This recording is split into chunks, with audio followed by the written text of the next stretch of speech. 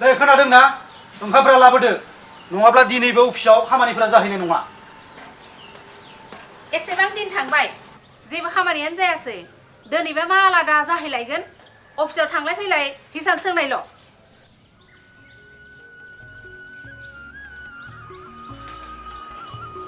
मा जाखो आदा राजेन हानि नामजारिया दाबो जायाखै नामा नोंबो बे मोनथिखानाय बाथ्राखौनो सोंनानै नोंबाजैजों रायजाहोनो नागिरदों नामा रायजाहोनो नङा नोंथांनि थाखाय मोजां खौरांसो लानानै फैदां माने दानिफ्रायनो आरो बिटिआरआव हा हुनि खामानिनि थाखाय अफिसाव थांबाय थानांगौ गोनांथि गैला आदा गासैबो जाजोबगोन नोंथांनि मबाइल फनावनो खेला खालामदों खेला आरो मानो खालामनो नोंसोरबायदि सुबुंफोरनि थाखायनो प्रमद बर' सरकारा लानानै फैदों मिशन बैसोमुथि नोंखि सैथोखौनो बुंदों औ नै बिमा ओरै फैलाय नै देरहासार फंबाया माबा मोजां खौरां लाना फैदोंनो माबा मोजां खौरां देलाय खोन्था आरे राजेन आदा प्रमद बर' सरकारा सोलायनायनि बाथ्रा ओरैनो बुङाखै आसोल सोलायनाया बेसो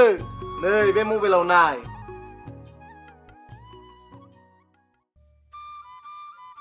बिटिआरनि मानगोनां गाहाय मावफुं सोद्रोमा श्री प्रमद बर'नि दैदेननायाव मिशन बैसोमुथि बड'लेण्ड बेन्दों सिंनि गामिफोराव हानि डिजिटाइज खालामनो थाखाय मोनसे मोजां आगान मिशन बैसोमुथिनि गाहाय सिबिथायफोरा जाबाय उनमोनगिरि एबा बिमा बिफानिफ्राय मोननाय जोनोमारि मोनथायनि गेजेरजों नामजारि खालामनाय रेबथुमनाय खाख्रिनि गेजेरजों नामजारि खालामनाय गुलाय गुजाय गैयालासे बोखावनाय आबादारि हानिफ्राय आबादारि नङै हासिम थाखो रानफिननाय राननानै मोननाय हाखौ मियादि पाट्टासिम सोलायनाय एकसनिया पाट्टानिफ्राय मियादि पाट्टासिम सोलायनाय जायगा हानि खालिनि सुद्रायनाय बिमुं गैयै पाट्टानि बिगोमानिफ्राय पाट्टानि मुं बोखारनाय मुं सुद्रायनाय पाट्टादार एबा बिगोमानि जानबुं नाम्बार सोफिननाय फोरमान खालामजानाय जमाबन्दीनि लिरबिदां फोरमान खालामजानाय सिटानि लिरबिदां हा थानायनि फोरमानलाइ बे सिबिथायफोरा बिटिआरनि थाखाय मावथांखि नोगोरारिफोरा नुनो मोनगोन मिशन बैसोमुथि पर्टेल www.baisumuthi.bodoland.gov.in आव एबा सेवा सेतु पर्टेल www.sewasetu.assam.gov.in आव